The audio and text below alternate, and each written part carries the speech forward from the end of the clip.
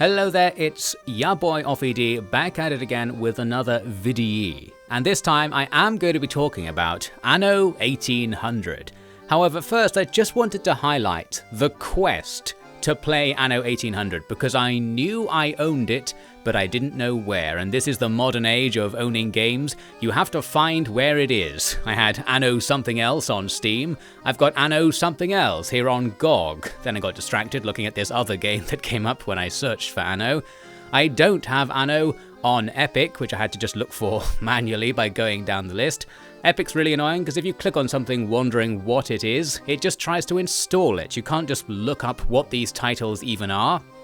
So that's annoying. We get away from that. I eventually remembered it's probably on Uplay. I attempted to run Uplay, it instead ran something called Ubisoft Connect. I was not allowed to log in to Ubisoft Connect because I haven't logged in for so long I had to reset my password. In the process, I had to go to my spam email account where I found, after searching for Ubisoft emails, that my Uplay account had actually been hacked from South Korea at some point, and I'd totally missed that. So that's good, isn't it? Well, after a very long process, because their website wasn't working, as you can see in the background, I eventually managed to reset my password and log in to this new Ubisoft Connect. So this is the replacement for the old Uplay system, often said to be the worst of the game programs. Well, here we are in the new version. It's kind of small. I've got the thing zoomed in on it here. It takes up a tiny amount of the screen, which is strange. Well, anyway, I was looking around wondering, did whoever logged into my account from South Korea change anything? I don't think so, but they might have actually bought me something if I'm very lucky. I eventually worked out how to install Anno 1800, it was here, and you can see in the background there, I've actually played this before, that's why I was so confident that I had it somewhere, and I seem to remember that there was something about it that caused me to get turned away after a while, and we're coming back to find out what that might be. Here we are then, and it says, "Thank you for purchasing the Anarchist Digital Deluxe Edition. I don't know what that is, so maybe. Mysterious South Korean individual has bought me a DLC, and the picture says property is theft on it, so you know it's going to be something good." I clicked on Start Game. This does not actually start the game as it turns out. I end up in the DLC menu looking at all the other things that you can buy. Maybe the Anarchist is like the free DLC. And then it introduces you to the rest. There are tabs upon tabs of DLCs, multiple seasons of DLC. I don't even know what's going on. It's one of those it's all DLC games, and we have probably just the base game, so maybe this is going to suck and people will just say, well, you should have got all the DLC. Well, I don't think I have to. In the bottom left, it kind of implies I'm playing as Dr. Hugo Mercier, which I think is the Anarchist character from that DLC. Here's his picture. But I ended up being distracted by the other pictures because they looked better. So I don't know who I am in this game, basically, a classic problem. I might be playing as the DLC guy, and this might introduce some anarchy, but at the time of recording, after playing for a while, I haven't noticed if it's done that. Well, anyway, I ended up picking this for my character portrait because this guy surely looks like the most trustworthy person of the bunch. His default name was Paco Clugacco, which I thought was absolutely phenomenal. I think I did change it away from that Star Wars ass name. Well, anyway, here was the beginning of the game and the moment when I was like, ah yes, I guess I don't remember this game very well actually, because I was thinking, don't you build like huts and roads or something? Well, we've got some story. We are some guy, some sort of rich fail son, I think. We're just going around the Caribbean doing nothing in particular with our companion here. But we get a letter asking us to go home because the family fortune is disappearing due to the death of our father and the interference of an evil uncle. I accidentally throw the letter overboard out of my inventory here. I was already like, why am I controlling this boat? Why do I have an inventory? Truly, I don't remember this game at all. So we end up throwing a stick of dynamite at the letter in the water. I think what we're supposed to be doing is using the dynamite to go fishing. I don't know why we're doing this. I think we're just cool, lackadaisical. We're just parading around, having fun, blowing things up in a distant land. Well, after doing it to 3 fish, we are allowed to leave. So we get on a ship and go back to wherever we're from. Turns out our family owns this city. I don't really know how that works. The kind of politics and the economy of this game is a bit confusing. It's all over the place. Some kind of centrally planned monarcho-capitalism where basically families just own people and take 100% of their profits and that's fine. So anyway, father has died mysteriously, and the entire city has passed into the hands of our uncle, and our sister and ourselves, I suppose, are a bit annoyed about this because we think maybe we should have inherited at least some of it. So here we are at the funeral. Nobody showed up because nobody liked our overlord, I think, but that might be due to a conspiracy. Well, the ultimate end of this is that we decide to leave town because we also happen to own this other territory nearby. We're just going to straight up make another town to spite our uncle and try to make it better or something. I think that's where it just starts off, and there'll be some more plot coming in from there. It's actually not just a territory, it's an island, sort of as it turns out really, because it doesn't need to be an island. I'll talk about that later. Essentially the game, for some reason, takes place on an island chain. Now, we need to make a little town. We just build one. We're pretty rich, so we can just build cities wherever we want, I suppose. We clear out the mess from the last person who tried to make a city here by the looks of things, and put houses in, and then people show up and they're just here. We can put them to work if we want, but we don't have to. The whole economy, as I mentioned, is a bit confusing. We're essentially some sort of centrally planned thing where everything is free inside our little company town. Well, anyway, I'll talk about that later at some point when I feel like ranting about it, because it just confused me constantly with how it doesn't work how I expected it to. We saw the newspaper there with some hints at the plot. Our father died in prison, supposedly because he was a traitor, and it's something to do with the fact he sold an island to somebody. He owns an island in the New World, in the colonies somewhere, and he sold it to somebody under mysterious circumstances, and maybe there's a conspiracy, maybe that didn't really happen because our evil uncle controls and owns the newspaper as well. We don't quite know. We'll have to find out as we go along. I should mention also that, on the subject of colonies, I think we're supposed to be like a trading company of the British Empire, and this is where we are now, is Britain or something. It's the old world as it describes it, and that place we were earlier is the New World.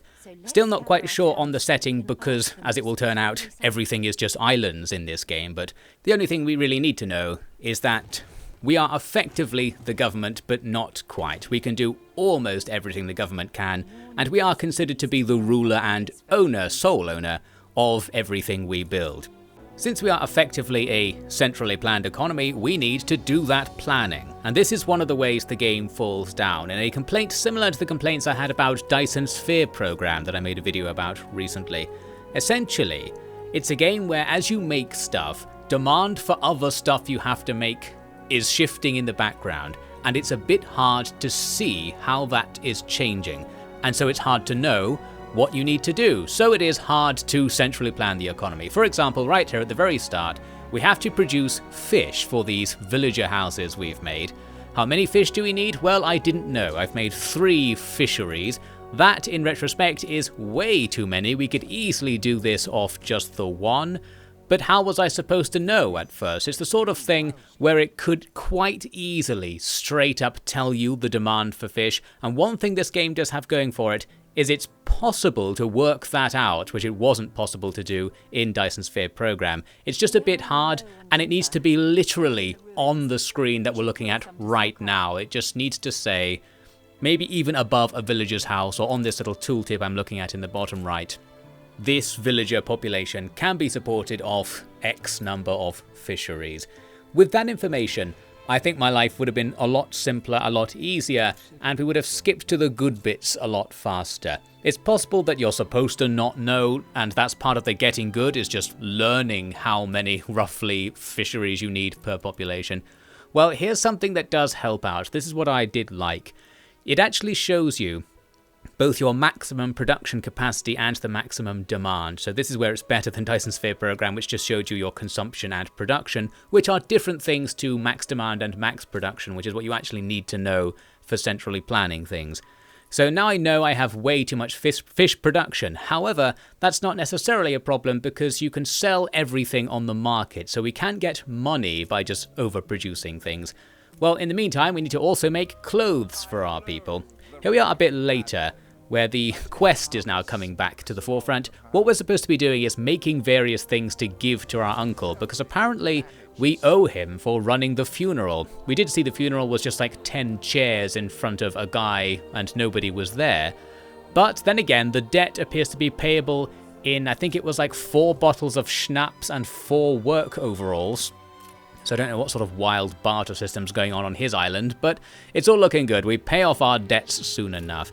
And here's what I got distracted by. Here was a massive anchor on me in the early game. I spent loads of money and loads of time beautifying the settlement, putting random things in all the gaps I'd left between buildings so it looked a bit better. This actually does have a very small gameplay function, but it's almost nothing compared to the cost and time investment of doing it.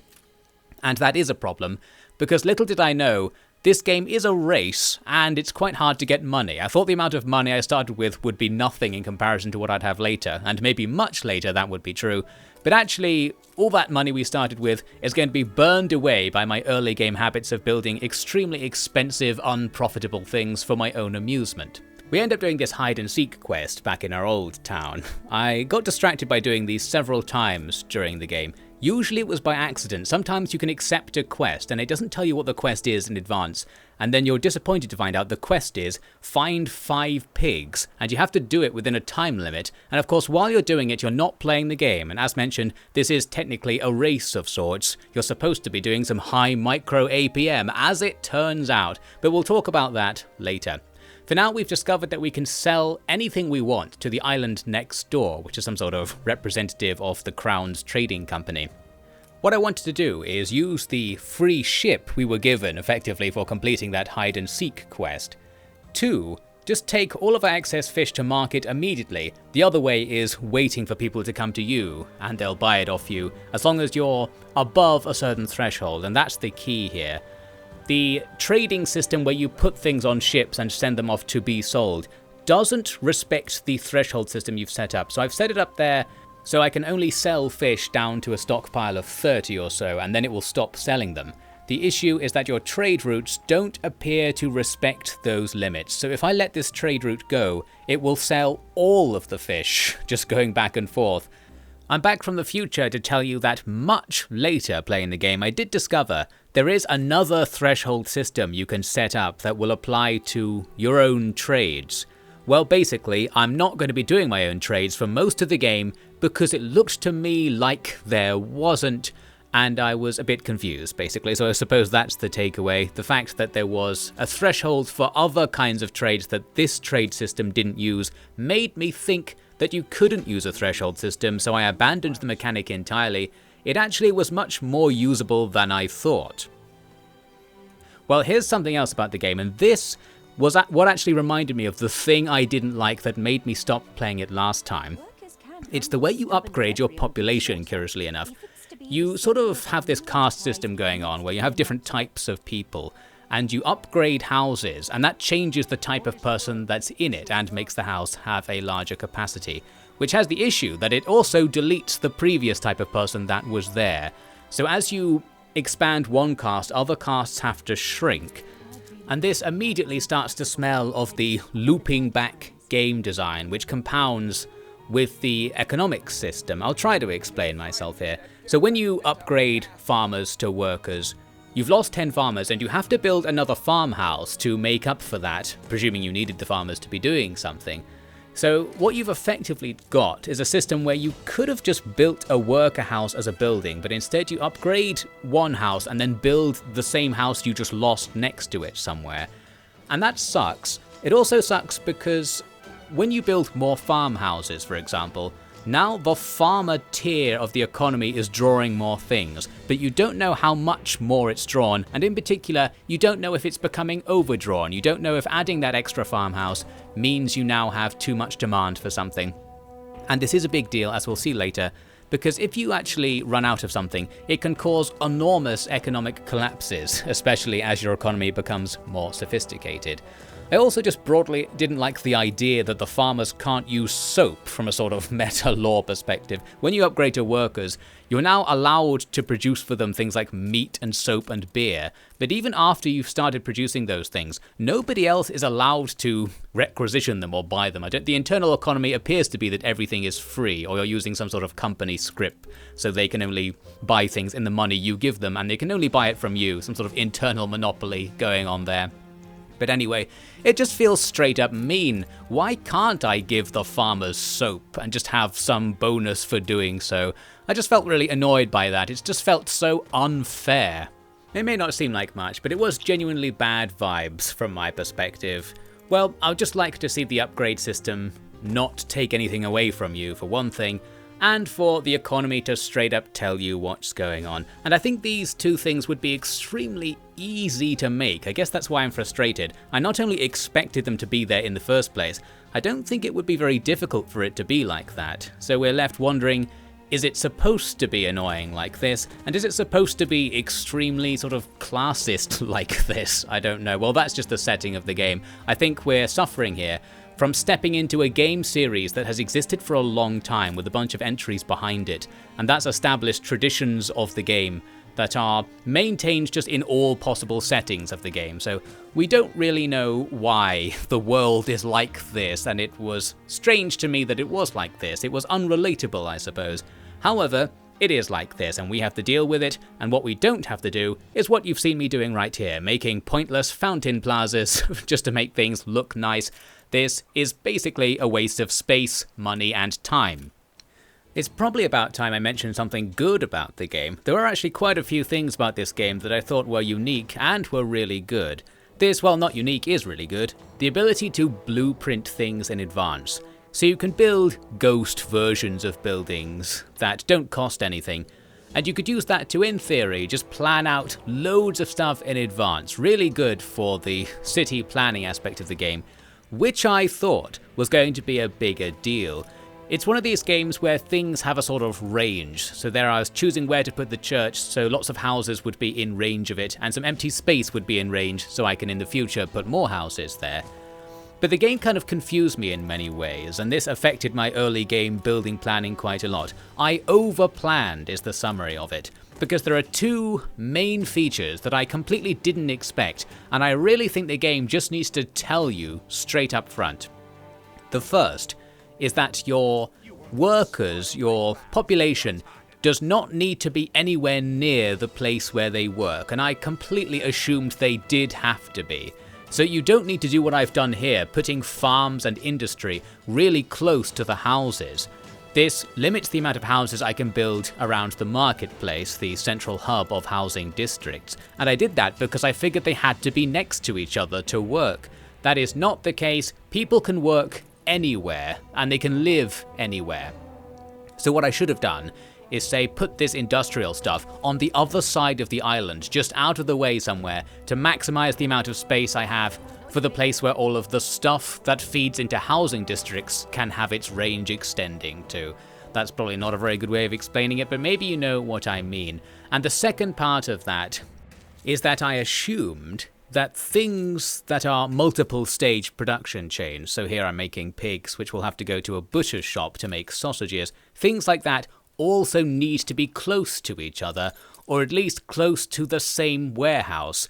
So they might take the pigs to a warehouse, but then the place that needs the pigs needs to be in range of that warehouse. And when you put warehouses down, it does highlight areas showing that they have range, which only fed into my idea that this is how the game works. It totally isn't. The warehouses are like interdimensional storage pockets. Essentially, if you have goods in any warehouse, it's in all of them. So again, you don't have to have multiple stages in production chains be anywhere near each other, you can just throw them down anywhere. So I had spent some time kind of planning things out and trying to keep things close to each other, assuming that both that and the house thing were going to be true. They are totally not. In some ways this is liberating, in others it's disappointing. It's liberating in that you can effectively do anything with your building system. It really doesn't matter as much as I thought it did. But of course the downside is, that's not part of the game, and I actually wanted it to be part of the game. And it's confusing because sometimes it is. Things like churches and pubs have a certain amount of range, so people have to live near those things, but they don't have to live near their workplace, which is a bit dissonant, I suppose, in a meta game design rant sort of way. Well, again, it just wasn't what I expected, and that's all I as a single player can ultimately rant about. And the solution would just be to have a massive thing slap on the screen saying, by the way, don't put your industrial buildings in amongst the people because they actually don't need to be there and it does make things harder.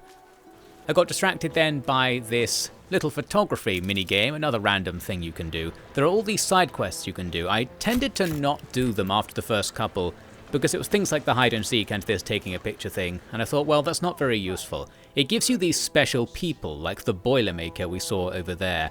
I didn't make much use of the special people, but we'll come back to that topic in a second actually.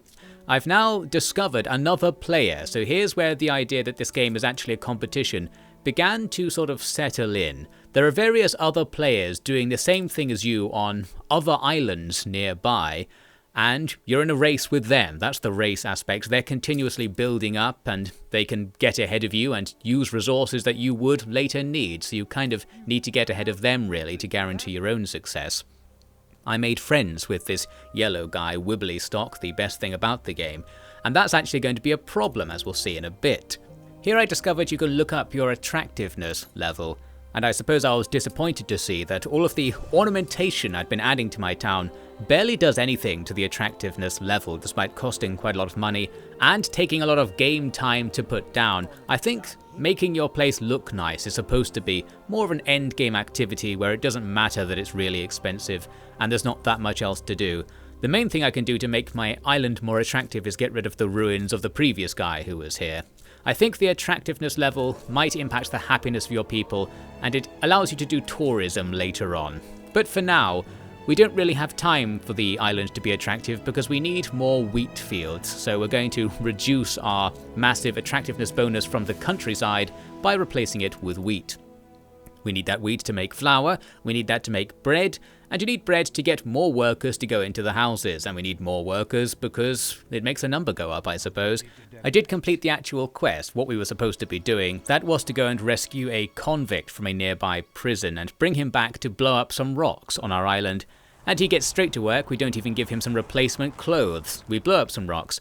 That allows us to build out into a new area where there are some industrial resources. So we're going to slap down some industry here to further reduce our attractiveness score and to produce steel and iron and ultimately weapons, which is what we need. We need the weapons because the main quest objective is to build a bunch of ships and sell them to the crown.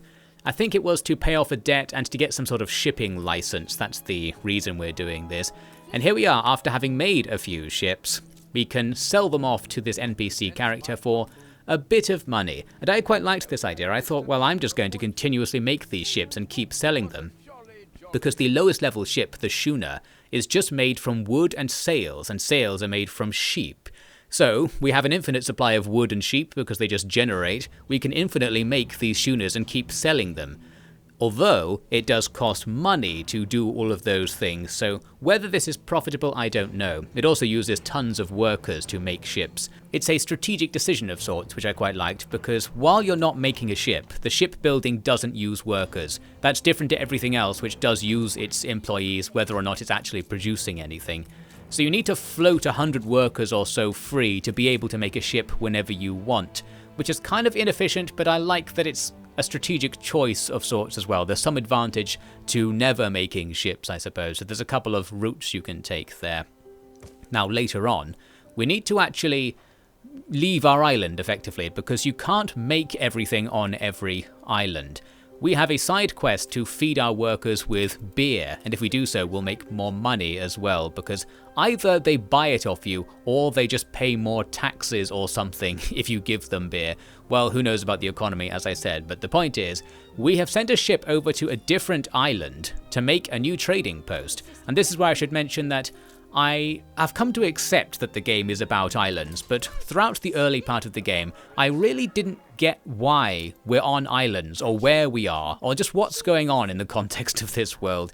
I think this is another thing where it's because in a previous game it was about islands. This game is now also about islands, but the sort of setting and writing doesn't imply that. So, I don't know, we're somewhere in like the Scottish island chains off the coast of Britain, I suppose. That's the setting. And we're just building up all of these islands with industry. For some reason, the different islands have different fertilities. Well, whatever. In particular, this island allows me to grow hops, which we'll need to make beer.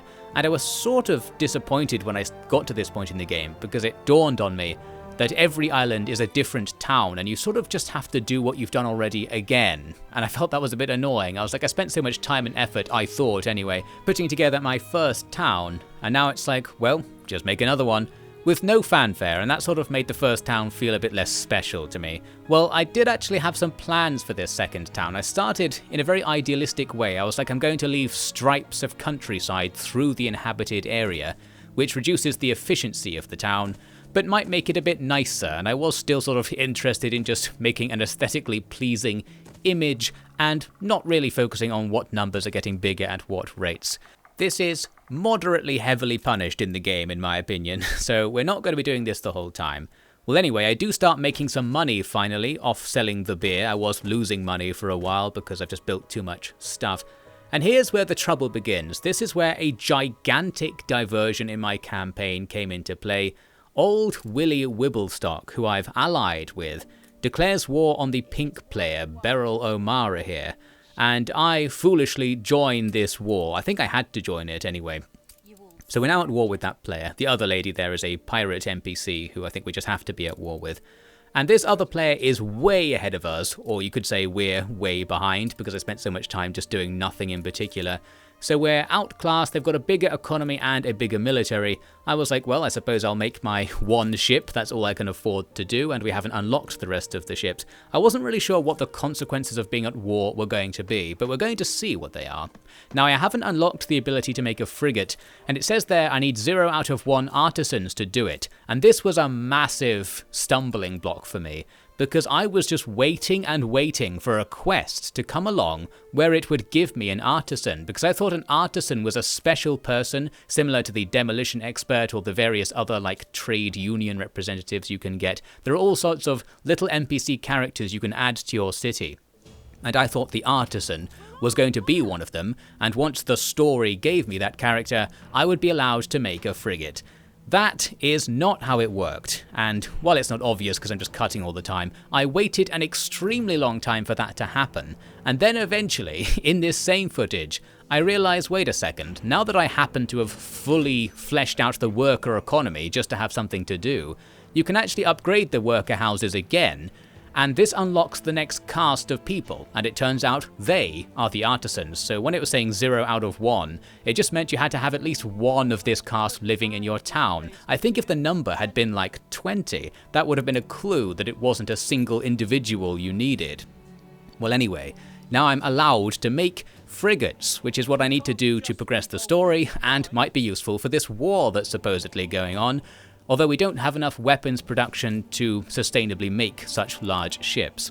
There's a message there about somebody buying shares in islands, and I didn't really know what that was about and just sort of ignored it because nothing came of me clicking on the notification, but later we're going to discover that mechanic as well. Here's a look at the pink main town. They've got a gigantic ship and tons of harbour guns. So we're probably not going on the offensive. The only question was, are they actually going to come over here and interfere with me? Can they blow up my town or something? What does this war mean? And for a long time it did not appear to mean anything. I was trying to get out of the war, for the entire war actually, so I won't bother showing every time I went to the diplomacy screen, but basically getting out of the war proves difficult because you have very limited diplomatic options. We can't really just negotiate for peace or give them something. Well, we'll try that again later on. For now, we have more economy to build because the artisans want a different kind of food to everyone else. One nice aspect though is that at the artisan caste level, they don't use everything that the farmers use anymore, so upgrading workers to artisans doesn't drain things out of the farmer economy in the same way as making workers does, so that's less of the annoying looping around thing where you have to go back and do some stuff you thought you'd set up earlier again. Although obviously it's just going to continue up the chain, so it's going to have issues where adding more artisans to the town means more of the worker economy needs to be expanded, and so on and so on. So it's still going on, but it's not as bad as I thought it was going to be at first, and that's always a high compliment for any design choice. We have our first bit of conflict with Beryl here as my grand fleet of 2 gunboats encounters a defenseless schooner and takes it out nearby. And we can pick up the stuff it was carrying, so we get a few free resources there, including some petrol bombs, which proved pretty useful. against this other gunboat that we fight, so now an enemy that will fight back, but with this gigantic lob, we instantly take out that ship and that fight goes well. Now and again, the newspaper man will show you the current newspaper, and you get buffs and debuffs based on what's going on. So in particular, this war seems to be unpopular, we're getting increased riot chance. But here's a mechanic that I really liked. You can just change what's in the newspaper if you spend some of your secondary currency, effectively, your influence. But it's not actually spending it, and that's something I didn't appreciate while playing for a long time. This influence system, this secondary thing, is an investment really. So by changing the newspaper, I lose 10 influence, but by the time the next newspaper comes about, I'll get that influence back. So I'm actually floating tons of influence and not spending it on anything right now. I totally could be, and there's various things you can spend it on, and the total amount of things that you need to spend it on is much greater than the amount you have. So it kind of feeds into a speccing system where you can decide what sort of gameplay style you're going to use based on what you buy with your influence. My strategy is nothing, as I said, so we're not really doing anything special with it. But we'll look at it more later, and I thought it was a really good mechanic. It was probably my favourite thing about the game, the way the influence and the various different influence paths you can take works. Well, that's a good way of explaining things. Here's what I'm doing in the game. I'm trying to kill Beryl. I've got some ships at her island, at the beach, near her buildings, and we discover that you can't attack buildings, although actually you can attack some buildings, as we'll see. Essentially, you can attack naval assets. So it's either stuff that's on the sea or stuff that's kind of related to the sea. And while I was sitting around there, Beryl did send a frigate to take me out. Luckily, I've got a frigate and 3 gunboats and somebody with that hefty petrol bomb arm, so we win this naval engagement. There's no particular reward for taking out an enemy ship because they can just make them again for free, effectively. Or at least it doesn't cost more than it would have cost to not produce them, if that makes any sense. You have to pay to make the resources, and then once you have the resources, what you actually do with them doesn't matter very much. So if you don't make ships, you're still spending the same amount of money as if you were making them, you just don't have ships, and instead have a stockpile of sails and guns, which can only be used for making ships. What I'm saying is that going for a war of attrition isn't a very good idea. Here's another bad idea. I thought I would raid Beryl's second island.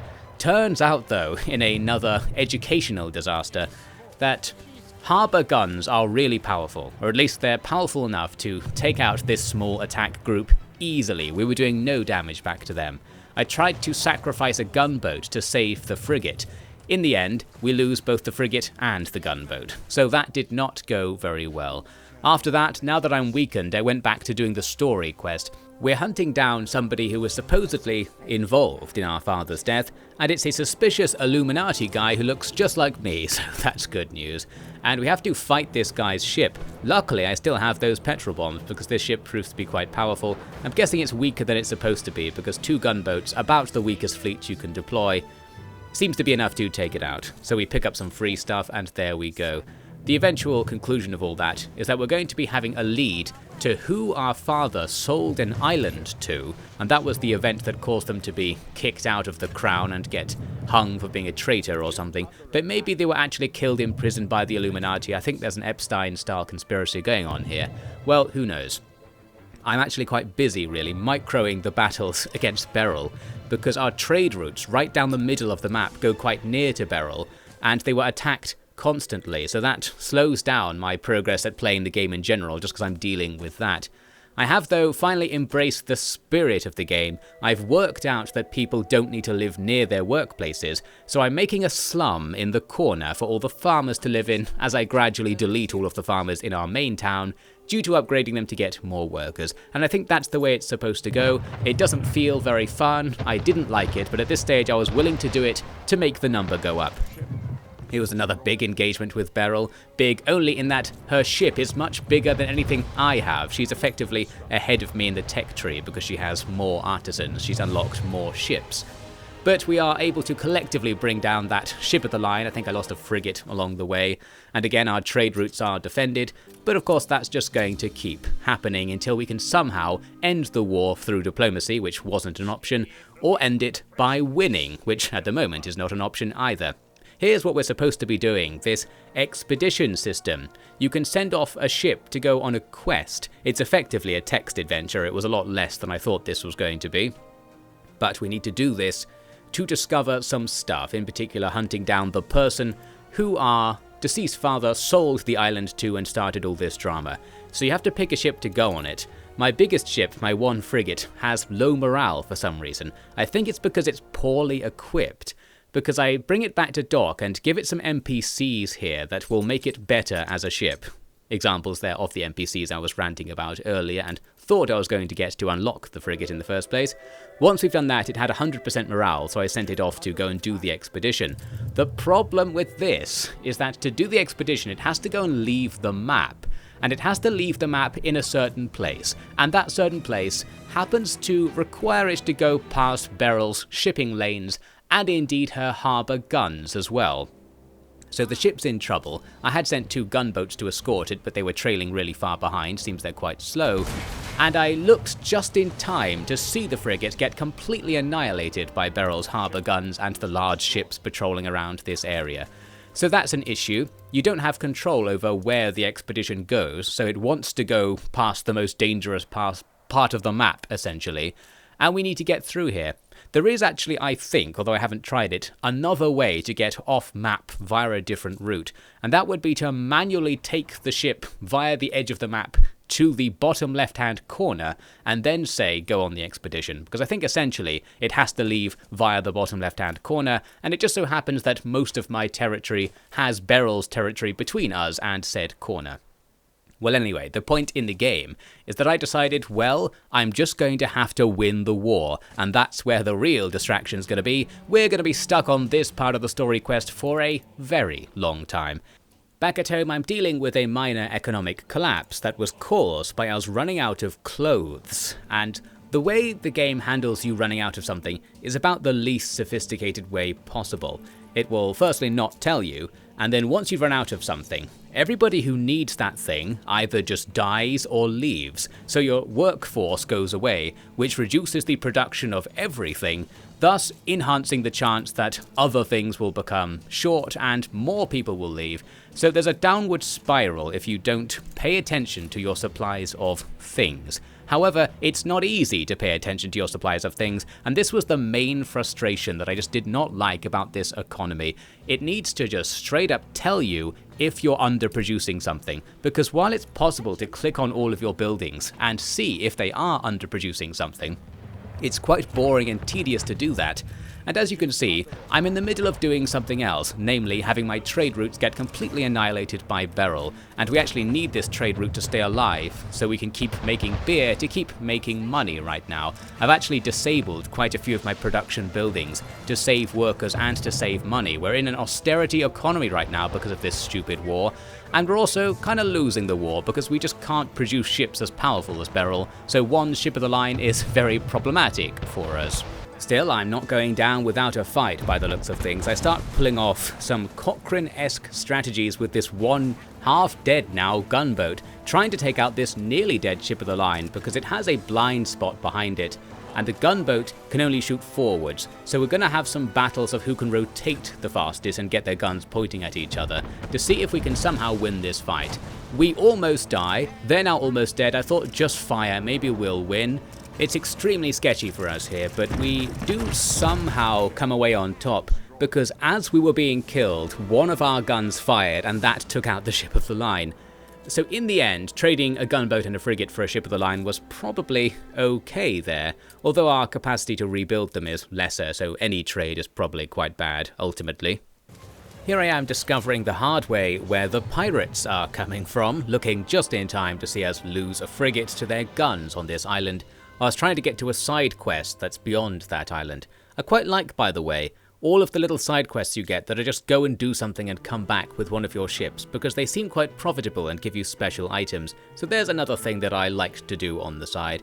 However, at home, economic collapse is upon us because we're down to 2/3 supply of schnapps and bread, and everyone's gone insane, they've died, they've swam off the island. I don't know what's going on, but basically, it's not happening anymore. Looks like our theoretical production is actually high enough to meet the needs of schnapps, at least. But for bread, we're going to need more stuff, so it's time to try and sort out this crisis, with the compounding issue that all of these buildings produce less after people die due to lack of bread, so it's going to be harder and harder to get out of this issue. Well, luckily we've got all the spaces ready. I've got a bread buffing trade union building, we've got gaps between the farms to put more mills in, so we can expand production quite easily, but you can see how many different screens and things I have to do to expand bread production. And I just feel like it's not interesting to expand bread production. I'd rather, at the very least, know in advance so that I could do this expansion on my own terms. I could, of course, massively overproduce everything to avoid this issue, but it does cost money to do so you kind of want to wait until the last second to put more buildings in. But the last second is too late, as it turns out. There needs to be prior seconds where it tells you this is about to happen.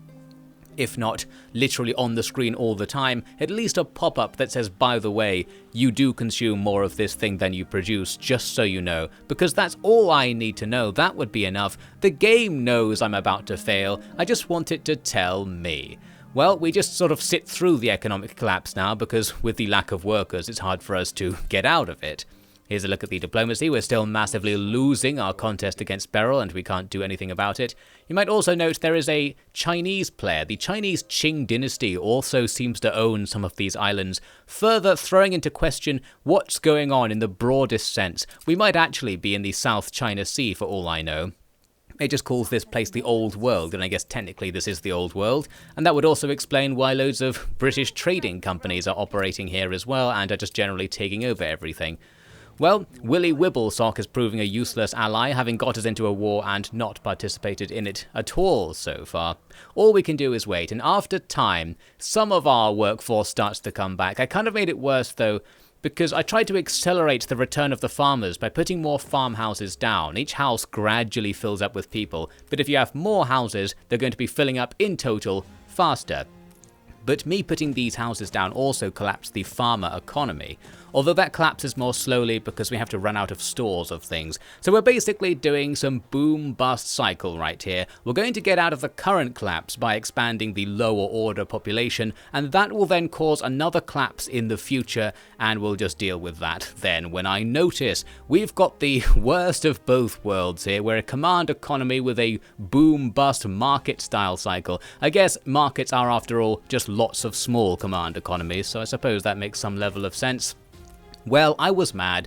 All I need to do is see a number, and none of this would happen, which is pretty much the same issue the real command economies of the world tended to have. Well, at least we've got warfare to distract ourselves from our economic woes at home, another classic real-world solution. And it's going okay. Now I've got more ships out. In particular, I've got the ship of the line unlocked, so we can contest ship for ship with Beryl, and she has to trade with the NPCs that are near my islands, so it's particularly easy for me to attack some of her more distant ships. We do suffer from the attack AI being abysmal. That ship at the bottom right there simply does not turn in to attack the enemy as they pass, and then turns way too late on its own. I don't know what's up with the targeting on the AI, but I did notice consistently that there's either a big input lag or the things just don't have very good moment-to-moment AI, and sometimes that matters. I think really you want to not focus on micro and just focus on general having more stuff than the enemy in the right place. And that feeds into my next strategy. While Beryl has further fortified her islands, so we can't really attack them, what we can do is attack everything in between them. Because of course, since each island isn't self-sufficient, assuming she's playing by the same rules as us, all we need to do to hamper her economy is stop her from supplying things between the islands. In particular, I notice her second island has all of the weapons production on it, so by just shutting down all ships that try to go from the second to first island, she can't produce any more military ships, thus enhancing our blockade even further. She can't do anything about this, essentially, other than offer peace, but she also refuses peace. So we're just going to blow up all of the trade ships, she'll keep building them, we'll keep blowing them up, and that's that. We're going to cubify this whole situation. just keep them under siege for as long as possible and hope their economy collapses and that this somehow ends up being to our advantage. Unfortunately, she's actually still building a new third island that we didn't have under blockade because it's in another direction. So we need to go over there and take this place out before it builds up and rescues the original islands. I tried sending in one ship of the line to just quickly finish it off, but even a single building, a single harbour building, can do a bit of damage back to you, and it proved to be ultimately too much for a ship of the line to handle, so I have to come back with more stuff later. Also noted that this island has been named Goontown, a fantastic name choice from Beryl. Who wouldn't want to go down to Goontown and have a good time? Well, we're going to do that, but with more ships later on. We evacuate the area and continue hunting around the main islands, completely crippling Beryl's shipping. I did notice many of her ships are coming from off-map, which is a hint about something that we're going to be able to do later. Basically, she's quite far ahead of us in the game and has other bases that aren't on the map, which means it's going to be very hard for us to siege her out, being stuck only on this map. Later, we've brought more ships to Goontown. Beryl has actually started building things here, but luckily hasn't built any harbour defences, so we're fine to blow up this harbour building. It seems the island's morale at the top there is kind of like the sum of the health bars of everything you're allowed to attack on the island. In this case, this building is the only thing we're allowed to attack.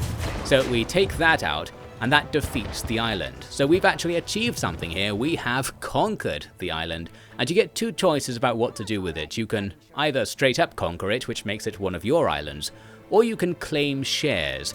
I was intrigued by the claim shares option because it not only hints that this share mechanic exists again, I liked the idea that maybe I'm kind of vassalizing the island. I've just taken 100% shares in the island, so I thought maybe if Beryl does anything here, I'll get the produce or I'll get the money at the very least.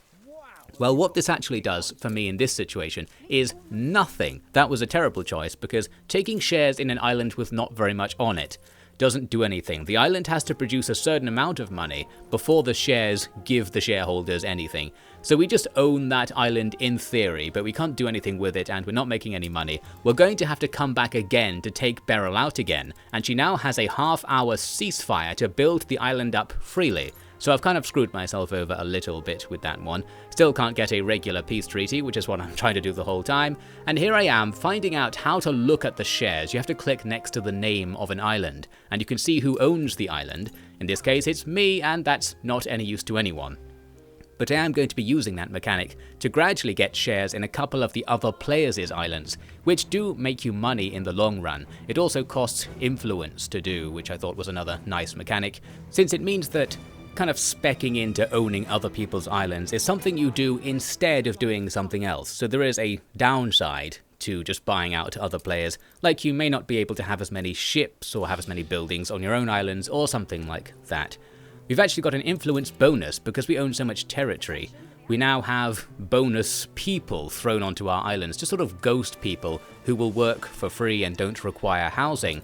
Interestingly though, because we have ghost engineers, without having unlocked the engineer tier of the game, I can't do anything with them, so I've got 50 homeless engineers just moping about in the town. I might actually still be taxing them and making money, because as far as I can tell, your unemployed residents still make you tax money because of the strange internal economy going on. Soon the wait is over, and we are back once again to pound at Goontown, that being the pounding of our 24-pounder cannons on our ships of the line as we once again destroy the town. So this time, I know that having the shares is not very useful, so we're going to take it out again with the objective of conquering it instead. Easy enough because it still wasn't built up thanks to our blockade, no weapons could be supplied, so they couldn't put any defences here. And boom, I click conquer the island. This was another moment where I didn't expect this to happen. This being genocide. We have just wiped the island clean. Everyone there is gone, mysteriously, and all the buildings have been destroyed as well. So obviously I expected you to just sort of capture the island and you get whatever's there. No, we genocided them all, and sorry to the algorithm that I keep saying genocide and Goontown. Why don't you leave a like to assuage my fears of the machine overlords who determine my fate? Well, we go on to take out a nearby Beryl ship of the line, and Goontown is secure whether we want it or not, really. We do actually spend influence just to have it, even if I don't use it, which I'm not really going to. Now, you might have noticed I have loads of money. This is actually due to something that happened while I wasn't filming. I picked up some object in the sea, I think it was called advanced weapons, and sold it to an NPC for hundreds of thousands of arbitrary currency units. So some sort of late game item that one of Beryl's ships was transporting got us all of that money, and I'm using it to now buy shares all over the shop. This will allow me to make more money effectively. In fact, it vastly increases our income putting all of these investments in. And perhaps more to the point, I presume it decreases the other players' income, so this is an upward spiral really. It costs influence to do this, but if we can cause lots of the enemy's money to be going to us, that's probably quite useful. So later on we're taking out another Beryl settlement. She's still under siege, but sneaks ships out now and again to cheekily make new islands. By this point though, I had discovered a technique. You can conquer the island and then just delete the trade thing so that nobody owns the island, and you don't spend any influence if you do that. I should note that I wasn't interested in actually using the islands. I could make a town on Goontown and bring it back to its full glory. However, after making that second town, about which I was sort of annoyed having to do that, I really wasn't willing to make a third or a fourth town. I don't know, I think just making the towns wasn't interesting enough after I discovered how sort of simplified and arbitrary everything was. I was like, I don't want to make another bunch of villages and have to go through all the requirements, making sure they have enough pigs and such. It was just sort of annoying. What I really wanted to do is get this war won, and then I could do the actual game. So here we are some time later. I've got loads of ships of the line, and we are absolutely going to town on Beryl's second town because it was less defended than the first. So this was a test. Is this enough ships to take out this town? And the answer is yes, it totally was. We're taking plenty of return fire, and I believe we lost 2 of our ships in this battle, but we take out all of the harbour buildings and remove the enemy's morale. So here is an opportunity for me to take the shares of the town rather than conquer it, because it's a built-up island. If I take the shares, I will theoretically make some money.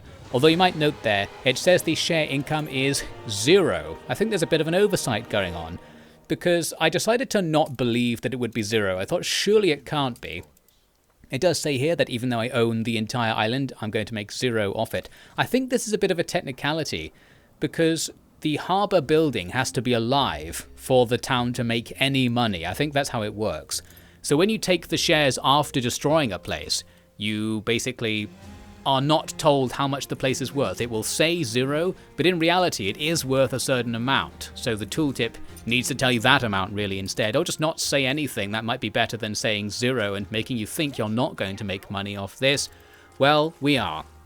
And a while later I came back and checked, and basically we're now making loads of cash off this, and half of our current profit comes from it in fact.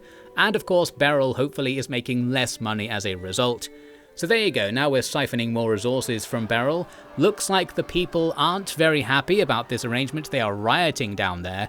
My people have always been very happy. I haven't been paying any attention to them. Unemployment is certainly rife, but because we're a utopia of some kind, I think we're all fine. I was here about to put some propaganda in the newspaper to make people spend more money through some fear-mongering, but I still hadn't quite worked out that doing so is essentially free in terms of influence, because I'd done it once before, and I was worried that you didn't get the influence back. And here's me looking at the influence and thinking, did I get it back? I don't remember how much I had before, so I wasn't sure whether putting propaganda out was going to be effectively free in the long run. Well, it is, and I eventually worked that out. A quick look back at Beryl's place reveals the riots are over. It's just protests now, and the police are beating them into submission, so hopefully they will eventually get back to paying me the money I get for owning them or something. So now we move on to, well, the real deal. We've taken out Beryl's second town a bit.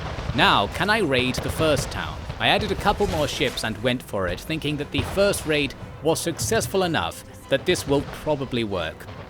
I did expect to take some serious losses, but I thought it's going to be worth it because we've been waiting for this for so long. It's not really clear because I'm cutting, but it was about 5 to 10 hours between me losing that first expedition and this sort of point when we're getting to the stage when I might be able to send another one out because we're clearing out all of the harbour guns that are in the way. So we fight on. We have to take down 2 dockland areas that Beryl had, but eventually we're going to get there. And there is an upside to losing my ships in the fight.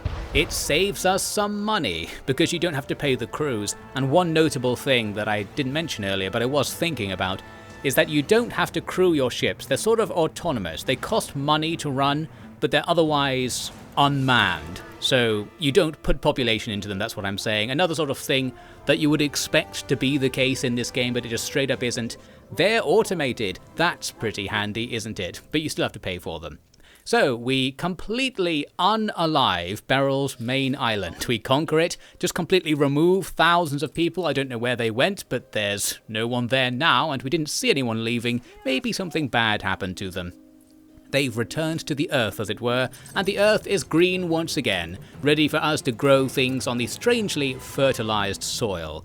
Well, after that, we're now in business. I go and take over another of Beryl's islands. She had an island right next to mine that she just set up. There's an example of me selling some stuff. That's what I did to get all that money earlier. I never found a haul as lucrative again as that earlier one though.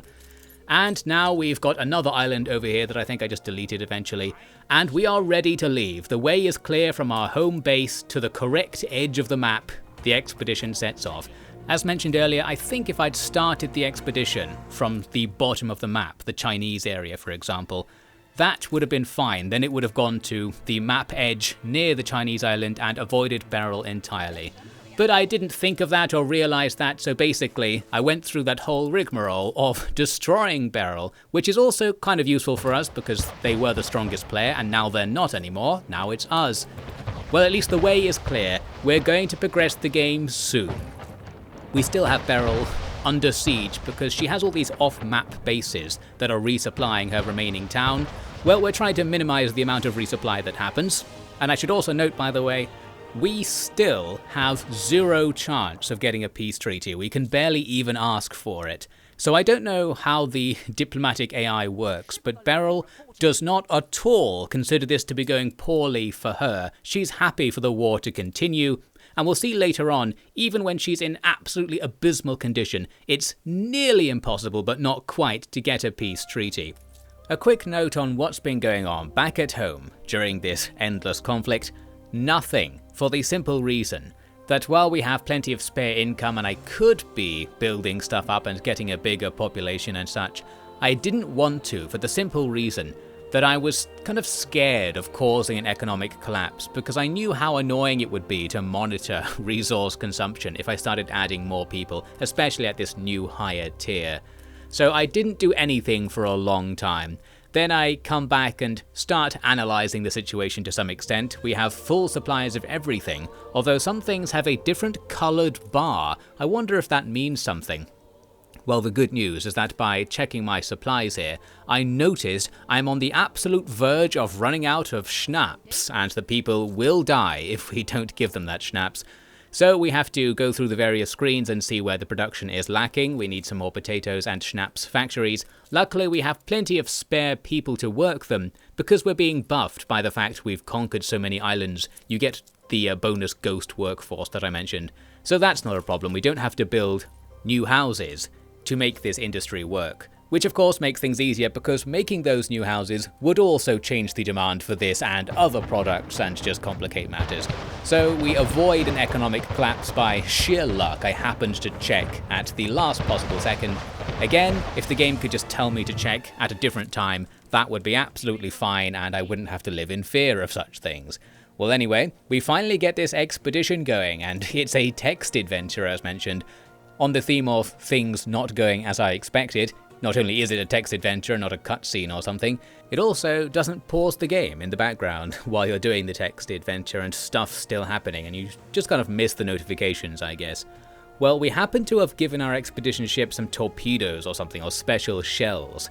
So we get these options to do military-based things to get out of the text adventure. The adventure itself is the Illuminati is coming after us and we have to fight one of their ships. This basically works, then later there's another text adventure to find the person to whom our disgraced father sold one of the Queen's islands. It's some sort of revolutionary in the New World, wherever that might be. But they're also being attacked by the Illuminati, and they've recently lost all of their stuff. So I think what's going on is the Illuminati is screwing everybody over, and we're going to progress towards working with the revolutionaries to not only fight the Illuminati, but get the sales contracts for the island or something, which were supposed to prove that our father wasn't guilty of doing something or other. It kind of sounded like he was, so I wasn't quite sure what was going on. I think it might be that the Illuminati faked a contract in our father's name to change ownership of some islands. Something. The point is, we're here on another map. We're playing some Anno 1800 again all of a sudden. And you'll imagine my shock after I was a bit annoyed at making a second island, and I was like, well, that's going to make me less invested in my first town. I didn't really want to. Then I had to make a third, fourth, or even fifth island, and just refused outright to do it. Now we're just playing another game of Anno 1800 on the side. So this was another unexpected event. The New World is another map, and you just start again on this other map. But that doesn't mean your old world is gone, luckily enough. That would have been very damning, I think, if that had been the case. We still have the old map, we just also play on this second map, and in the bottom left you can switch between which map you're playing on. And they're both happening in real time, so it's just double the micro, really. Something about a DLC popped up there. No idea what that was. Maybe this is a DLC of some kind. I don't have the DLC, it just claimed I've entered, so who knows what's going on. Well, we're going to play some Anno 1800 on these new islands, where everything is slightly different but broadly the same. Back at home, we're fighting Beryl some more, while also simultaneously doing the story quests in the New World. Luckily, I can sort of do some of the parts without looking at them, because they're just automatically happening. Our ships are loading up some refugees to build up this new town. We're going to build a town for the revolutionaries so that they like us. Beryl is also there in the New World. So that's where all of the off-map ships were coming from. She has islands already built up on the new map, and we probably could have stopped her if I'd got there earlier, but I was stopped by her. Something. Much time was wasted. Here we are at Beryl's second town back in the old world for another assault, because this time we cannot stand Beryl anymore. While we don't need to be at war with her, the fact I can't stop being at war with her is really annoying me, so I've put tons of money and influence into making my massive fleet. We're just going to drive this thing home. First, we need to enliven everybody on the second island and just delete everything here. This does make me lose stuff, I guess, because I had all of the shares in that island, so my income is hampered by them going away, but it was worth it at this stage. We have plenty of money. I just need Beryl to stop being a player in the game. Looks like we narrowly avoided losing a couple of big ships there. Not that that would really matter. So that's that. I'm going to send most of the fleet to the New World map. You can transfer ships between them. It just takes a while, a few minutes of game time, so that we can hunt down Beryl there too. And there are other things to fight on the other map as well. In the meantime, we need to repair up the ships, which takes quite a long time as well. We also cannot get peace. Here I am with a particularly annoying moment of not getting peace, because I really thought, after we've basically taken Beryl out entirely in the old world, maybe she'd at least want a ceasefire. Well, I have to give her most of my money to get a ceasefire. I don't understand how the balance of power is so in her favor to some extent. I don't know how the diplomacy works, but it appears to not work, essentially. I also fail at flirting with the Chinese princess who's hanging out around here, so it's all going poorly for a no from me dog. Well, we'll just go back to the New World and build our revolutionary settlement. They were revolting against Spain, I suppose, or Portugal or something, so they probably won't rebel against the new sort of monarcho-capitalist British trade company that rules them, probably anyway. And of course, Beryl is down here, so once our ships arrive, we can get to shooting. And I actually did need to take out this island from Beryl. Well, I suppose I didn't need to, but it was more useful than usual, because this island has fertility for cotton. Like in the old world, you can only make certain goods on certain islands, so we need at least 2 to progress our original town here. But we also need the cotton back in the old world, because you need that to upgrade the artisans to engineers, which Beryl had already done thanks to owning this island. Well, we've disappeared her infrastructure over here. Now we can, in theory, make a very long trade route to move cotton back to our original town, and then get the next tier of population. I don't think we need to do that though, and I wasn't in a hurry to do it because it didn't really matter. What I was in a hurry to do is deforest these islands and put slums there instead. We are getting into the swing of things. This is basically how you should play. Keep everything clustered as close together as possible. Just shove all of your poor people in the corner so you don't have to look at them. Their teleportation will still allow them to go to work, and that's all fine. So our second version of the game is going to be a bit more efficiently built, with less beauty in mind, more number. You also don't need to get as much number in this second part of the game. You only have to upgrade the population one time to do everything you need to do here. So there's less stuff to build, less stuff to manage, less stuff to run out of, most importantly, less number to monitor, although still more than there was before, so that's a little bit annoying. I think the main purpose of all this is just to make luxury goods and send them home into that more complicated economy where you can get the final tier of people and stuff, but I don't think you need to do that either. It seems to be sort of optional. As for what's going on here, by the way, we were supposed to rescue some refugees from the Illuminati. I think it was meant to be like a stealth mission. We'd send in one fast ship to bypass these patrolling guys with these circles around them to pick up the refugees. Well, I sent in our ship-of-the-line fleet, which got caught and then shot its way out, and that also seems to be a satisfactory completion to the quest. There I am making the cotton production stuff on that second island. That's pretty much all I'm going to bother putting there because my passion for city building has been crushed at this stage. I don't want to make anything there really, even though it's a better island than the one I started off with. I should really build entirely on that island. We had to fight the Illuminati again over at the Revolutionaries' main base in the middle of the map. This was sheer luck, I seem to remember, because you could have sent one ship here. You just had to deliver something to them, I think. But I just happened to send all of my ships there at the same time because it was easier to click on them that way or something. And it turned out you had to fight a battle when you got there, and we won. So that was good, basically. But a more important battle is against the True Menace, the Bully Beryl, whose growing new town here in the New World needs to be taken out. So we come in with the ships of the line and do the business. Works just as good as usual. She also has this tiny town established back in the Old World, and I've got some ships en route to take that out as well. Basically, Beryl can't do anything against us, but as mentioned, she doesn't want to stop this war. I take all of the shares in her new town to make some cash off it, which actually I shouldn't have been able to do, because it costs more influence than I had. Luckily, you can just do it anyway and have negative influence, so that's rather generous of the game, and it seems to have no downside, so that's handy. Now, we basically own everything that Beryl has left. Now a plot development. The Queen herself shows up, proving once and for all that we are part of the British Empire, I suppose, because she wants to get the island that our father sold to the revolutionaries back.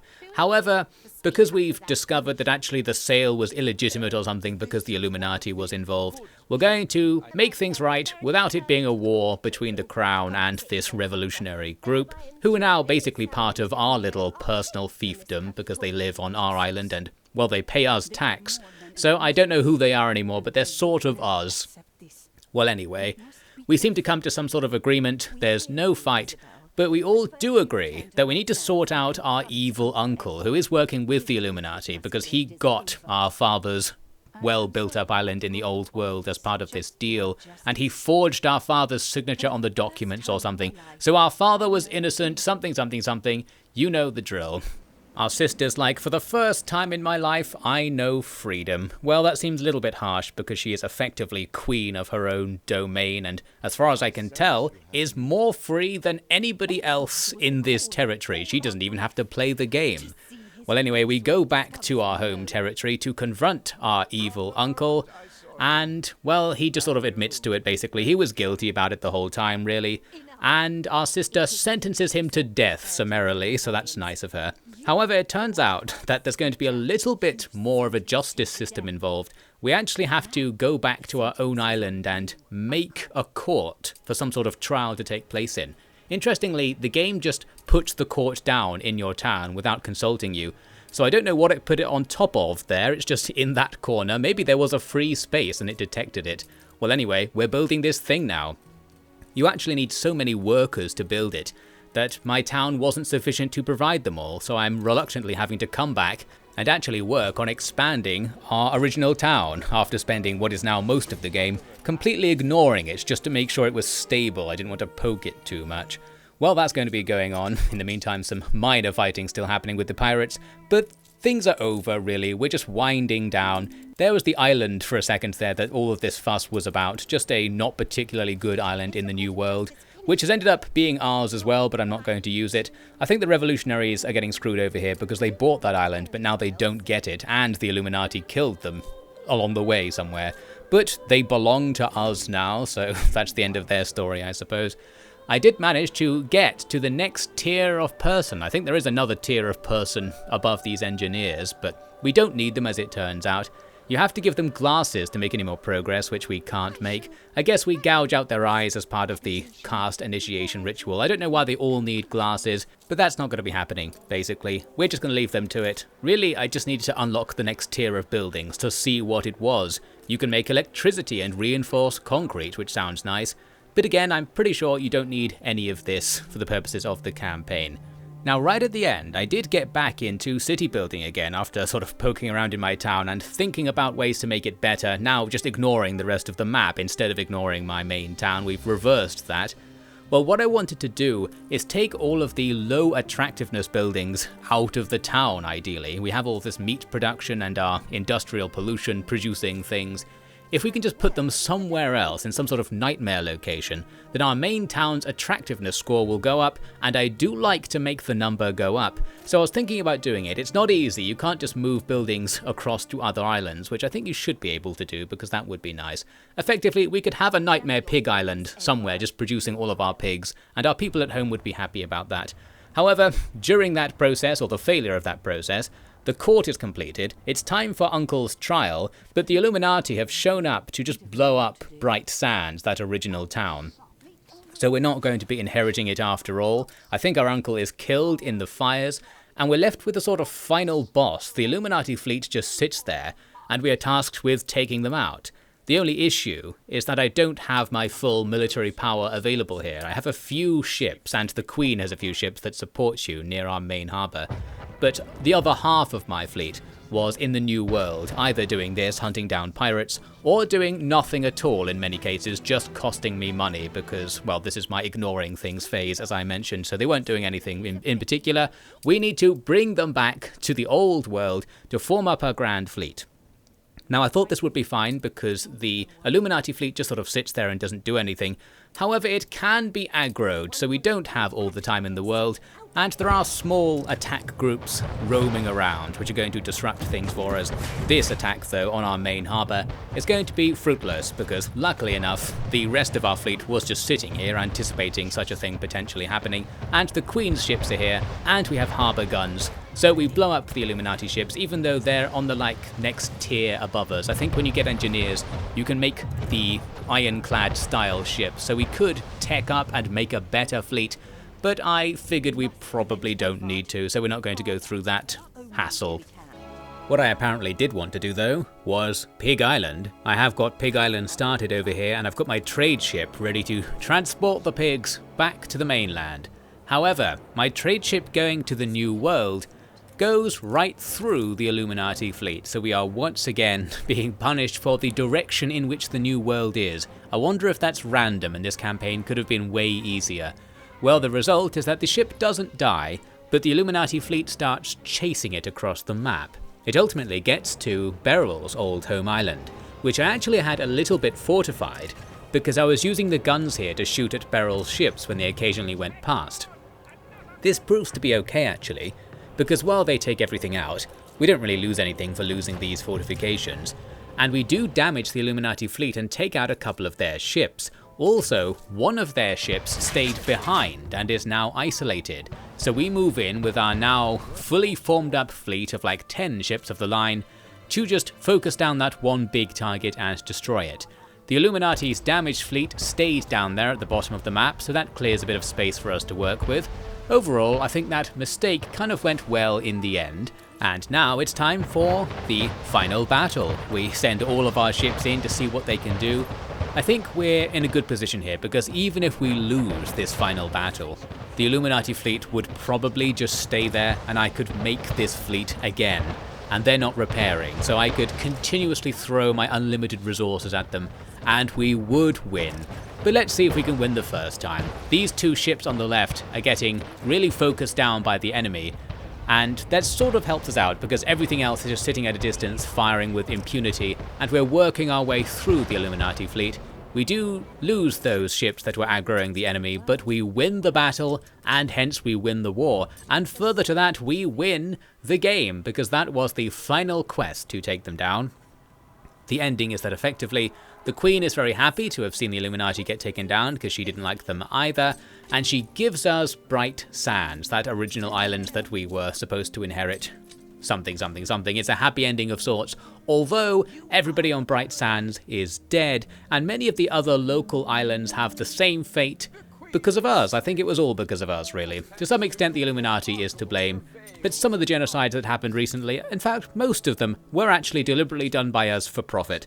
Well, hopefully nobody will notice. We've got this burned out husk of an island that we could build on if we wanted to. Probably won't bother with that. And that's the end of the game, effectively. We won. Here's a little look at the town in its final state. It didn't really expand much after the beginning of the game, as mentioned, because I just didn't want to. We could have made it bigger and made more money and used up more of the island, but you do get attractiveness bonus for not building your town by keeping the countryside there, so that's something. Well, I didn't play very much of the game as it turns out. I did way less than I had the opportunity to do, but that still turned out to be more than enough to complete it. We even have this sort of happy ending here, in that we get a peace treaty with the old world pirates, so that's nice. Now we're going to be less attacked by them, although it was mainly me killing them in that war, so that's a reasonable choice. Not going to be making reasonable choices though is our old enemy Beryl O'Mara, who barely exists anymore, and to the extent she does exist, we own her. However, I still have to pay her big money to make the war end. Now I could do this, we can afford this, however, I didn't want to just as a matter of principle, because it feels like I should have way more diplomatic leverage against her than the game is allowing me to have. Basically, she's winning in the game's logic, and I don't agree with that, so we're not going to talk about it anymore. She can stay at war with me forever and just be continuously hammered down every time she tries to do something. I have a gigantic fleet, I control most of the money, I control most of the islands as well, and I'm just not doing anything with them. I'm just spiting the other players by owning them. We have risen to be the premier monarcho-capitalist around here. This is our old world, and the new world could be ours as well if I could be bothered. You also can continue on with the game and do another quest and stuff, but we're not going to be doing that. We also own most of the yellow and green players.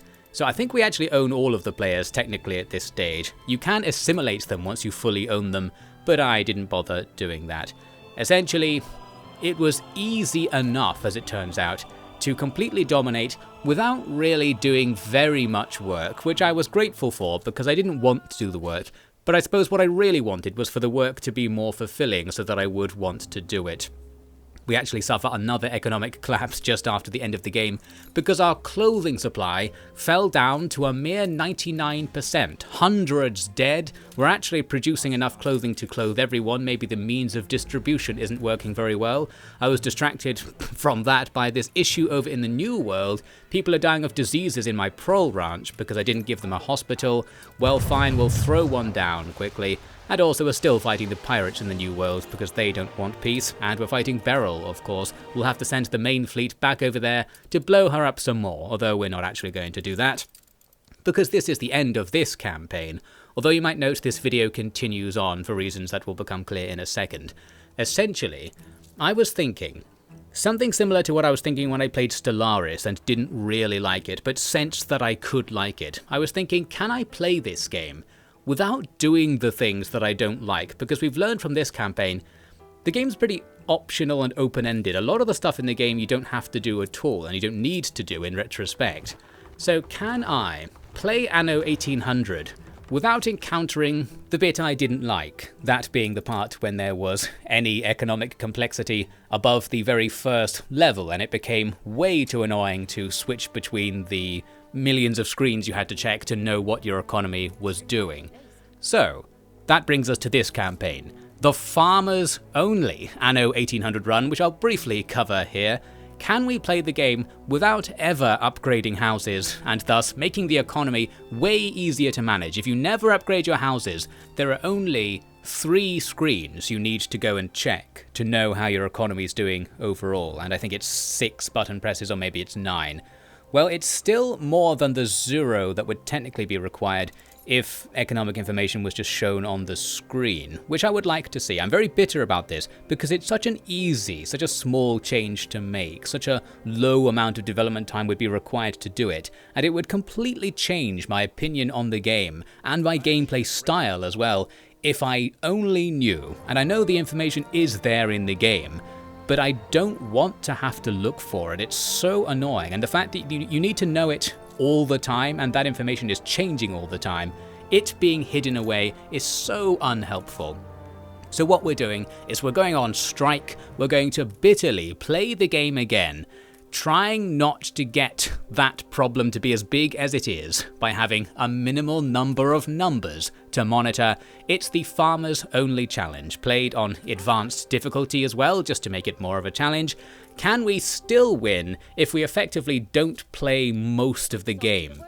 You start the game with a ship for free, so my initial game plan was to massively overproduce all of the low-level economy items like fish, schnapps and clothes, and then sell them to the NPCs, and they'll buy an infinite amount of anything. I'm actually losing money pretty fast and surviving because the other players are giving me money for free. I think the game is taking pity on me right here. Well, this plan did not work whatsoever.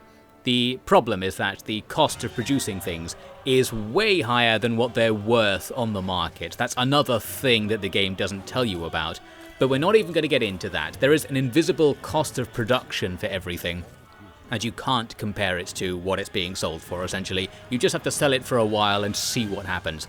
Well, here we are later, actually making loads of money with a completely different game plan. This is to not sell things at all, and to instead use them. I just massively expanded the population, and it turns out that the farmer population is self-sufficient, in that the cost of producing everything it needs is a bit less than you get from them in your tax or selling them the things or whatever. So, by simply expanding the farmer population as much as possible, we make a small profit margin and can start to make some cash. We can use the ship to instead do some of the quests available. This not only makes money, but can build your relationship with the other players, which we're going to need, because as a farmer-only civilization, we aren't allowed to make any military buildings or any ships. So if we get attacked by anyone, it's over basically. We need to play this a little bit carefully. Looks like I somehow captured a bunch of luxury resources there, so we get a cash injection selling them off. Very nice. Essentially, we need to make sure that we don't get attacked, or at least don't get attacked too early on. My overall diplomatic plan was to ally to at least 2 of the players, and the way it seems to work is that one player is always willing to help you. The middle player here, George Smith, might help you if you bribe them enough, and the third player just hates you. In this case, it's some German guy, and he is the leading player again, similar to Beryl last time. He's the most powerful and the one that hates us the most, so that's inconvenient. Here I am getting distracted.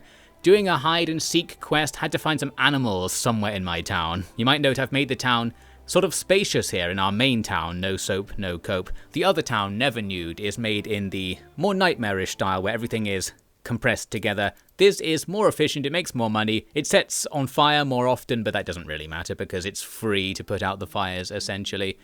And we end up being pretty rich. In fact, we're actually richer than I was in my real playthrough. We're making way more money than actually playing the game properly. And the nice thing about this is that the vibes are good this time. No more classism bad vibes coming in. Everyone's happy. It's a farming utopia. Our happiness score is through the roof because we're all at 100% needs met and stuff. So people simply don't know about soap and the like. And because of that, they are happy.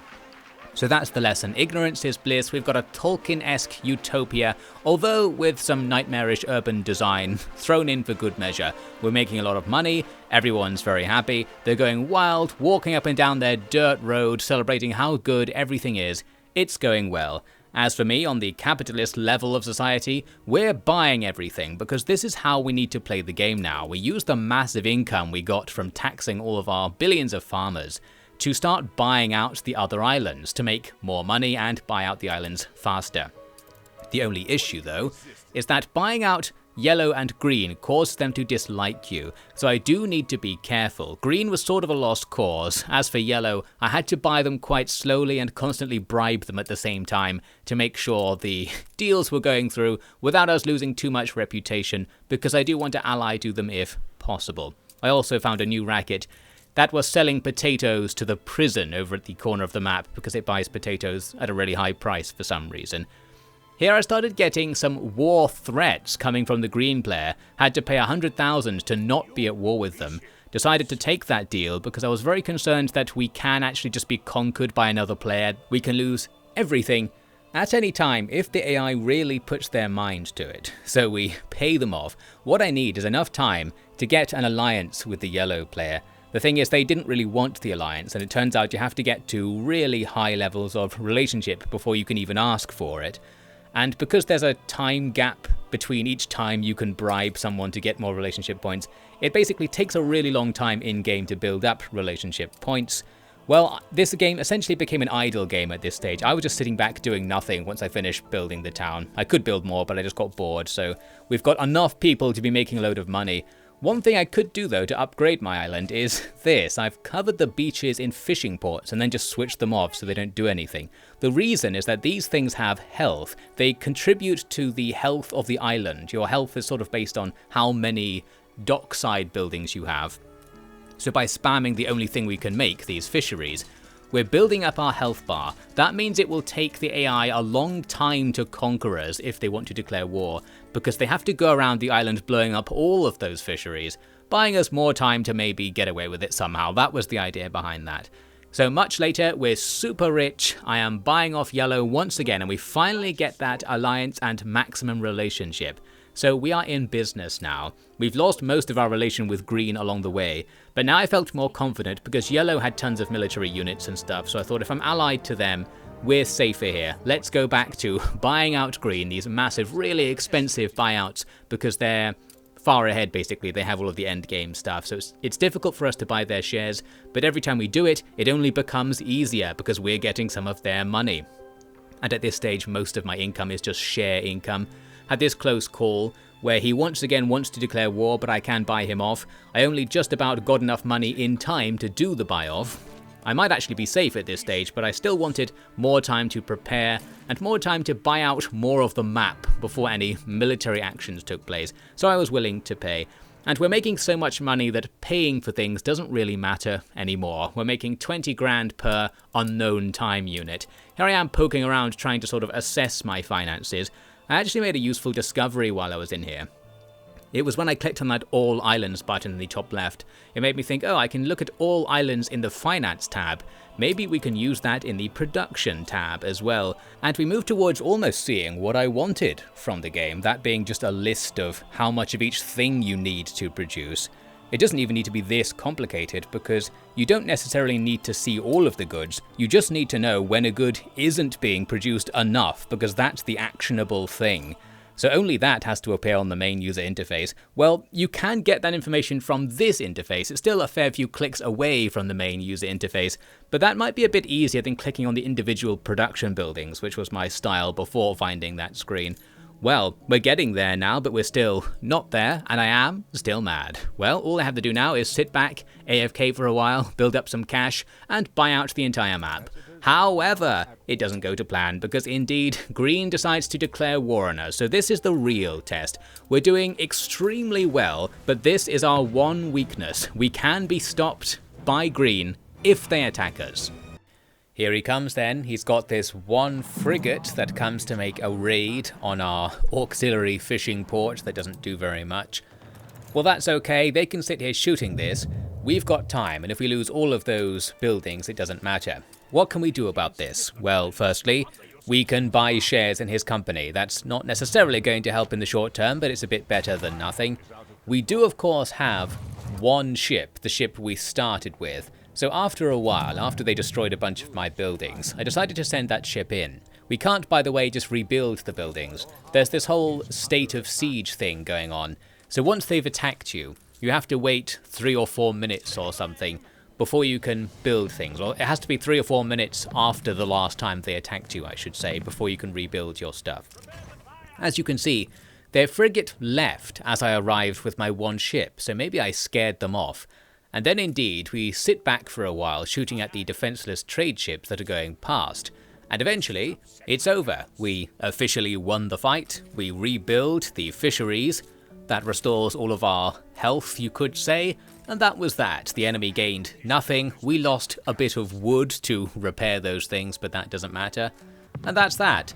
So, can they take it down with a bigger ship is the next question. They come on in with a ship of the line. I'm chipping away at it with my little flagship here. Unfortunately, it notices me and turns to shoot.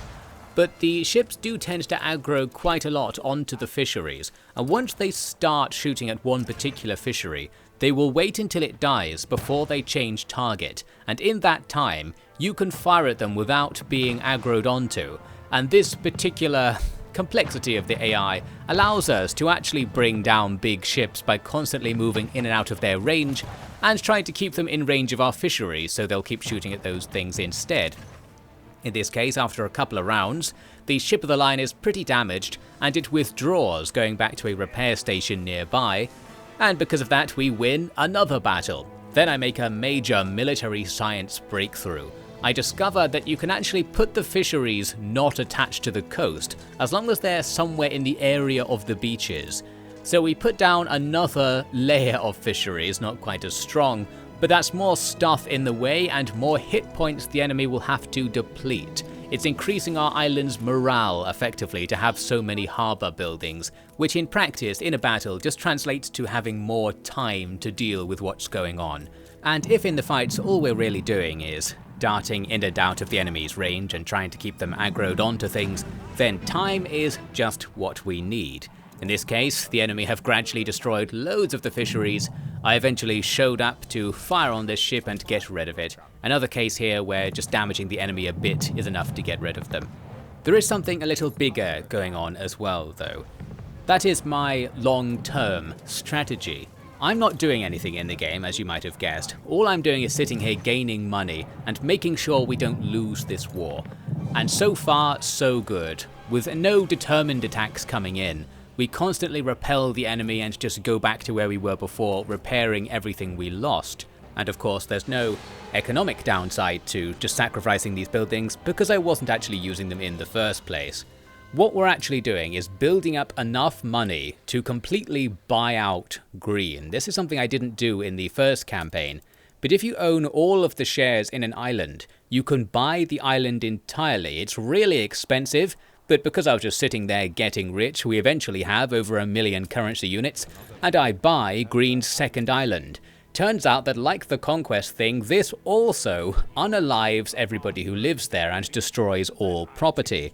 So that's useful, I suppose. That's a much more powerful weapon of war than what Green can wield against us. So with this, our victory suddenly seems very likely. We completely wipe out part of Green's economy, and we see back in their main town, the people are now on strike because they were probably dependent on that second island for importing things. So we've just screwed them over, I expect. We can't see exactly what their economy is doing, but it's probably lacking something. Green might be losing tons of money and population right now. That's all good. I actually intended to build up that island myself to make more cash. But for some reason, we are not allowed to grow potatoes on this island. I don't know what it's made of, but potatoes won't grow here. So that means we can't make schnapps, and that means we can't get as much money out of farmers. And we're actually losing money maintaining the small population I've got here so far. It's probably not going to be economical to build up a population that is sober, basically. They'll not give us enough money. With that in mind then, I turn the Alivent gun onto my own people here, and just delete the island because it's costing me a tiny amount of money to keep these people alive. And we're here for the number, not for the people. That's the spirit of this game that you really need to get into. So we get rid of the island. Green actually starts rebuilding the island after that. It's interesting to watch how the AI decides where to put things. I imagine quite a lot of work must have gone into making the algorithms that decide where the AI is going to put its buildings and roads and such. Probably quite interesting. Well, along the way, we can just constantly buy all of the now very cheap shares in the island, and by the time Green's built anything there, we'll be in a position to just buy the island straight back and delete anything they do. We're also in that position, by the way, for the other players, but I'm not going to delete them because they're my allies. Green now comes at us with some kind of next tech level ship, an ironclad thing with rotating turrets, starts sniping away at my fisheries. This has long range and also doesn't have projectile trails, so it's a bit harder to tell when it switched target and started firing at your ship instead of the fisheries. Need to really pay attention here. Well, we can do a bit of damage to it with our little flagship. Unfortunately, it aggroed onto the flagship pretty heavily and actually chased me away from this area. And there's a real risk here of me losing the flagship. I was able to escape around a mountain and get far away enough that the enemy ship unaggroed and started going home. It lost a bunch of health in the process, and it basically quit the fight to go repair somewhere, and thus we win yet another battle, but just about avoided losing our only ship, so that's good. Once we have the siege over, I discovered you can press shift while clicking the repair button to repair everything, so that saves time. Our massive complex network of fisheries is no longer a micro burden to repair. We are making serious scientific advances here. A bit later, Green's second island is bought again. Now I'm just going to hold on to the island and not build anything here, just so that Green can't have it. Cost me a tiny bit of money to do this, but it's probably worth it for us. Green is surely screwed over again, but we just don't know. They come at us with another single frigate. That's not going to be enough, and they actually lose the fight straight up, losing the boat as well. Essentially, the AI is not very good at the warfare portion of the game. It feels almost unfair, but this is what we're here to do. This is what we're here to demonstrate. You do not need to take the AI very seriously. Here I am, killing absolutely everybody on Green's main island. For a cool 5 million currency units, we wipe out their primary economy. They're going to lose all of their employees and built up infrastructure and probably a load of stock of stuff as well. So while Green has loads of other bases, and probably major bases on the other map that we're not allowed to go to, basically they are screwed big time. At the very least, however you look at it, in the contest between me and Green, Green is losing a lot, and we have not lost anything apart from a ton of money, because deleting those people also deletes an income stream for me, and it costs money to do it, so that's a shame. Well, it's not enough of a shame to stop us doing it some more. I wanted to sell some shares here in the blue player's island to make a bit more money, some floating capital, that I can spend killing Green a bit faster than I otherwise would have. Because we need to also buy out the 3 small bases they have around the map. These things are pretty cheap, doesn't take us long to save up enough cash to kill them. So I thought I might as well go round and completely kick Green out of the old world portion of the game entirely. And there we go, this actually hurts our income as I mentioned, but it's just for the glory and just to annoy Green, to perpetuate our war. They are out of here, so in terms of who won the war, it's got to be us, even though we technically did not participate in it. Our economic warfare was just too powerful. We had too many drunk peasants just somehow swimming in cash, and that allowed us to buy out the industrial civilizations and then order them to kill themselves by the power of the Queen, and what choice did they have? They're gone now. So this brings an end to my Anno 1800 Farmers Only campaign as well, and the end of my Anno 1800 experience. I thought this second campaign was kind of better than the first one. It's a bit boring to never upgrade your stuff. I want to be able to upgrade my stuff, but I also don't want the annoying complexity and anxieties that come with it. I suppose what I essentially want it to be like, to summarize my complaints at the end here, is that you'd be able to make any of the goods, you'd be able to put down any of the production buildings, and your population's class and wealth would fluctuate based on what you were doing with that. It wouldn't be that you order people to become workers, and then that allows you to send them off to do stuff that only workers can do. It would be more like you just make an iron mine, and over time some percentage of your population becomes the worker class.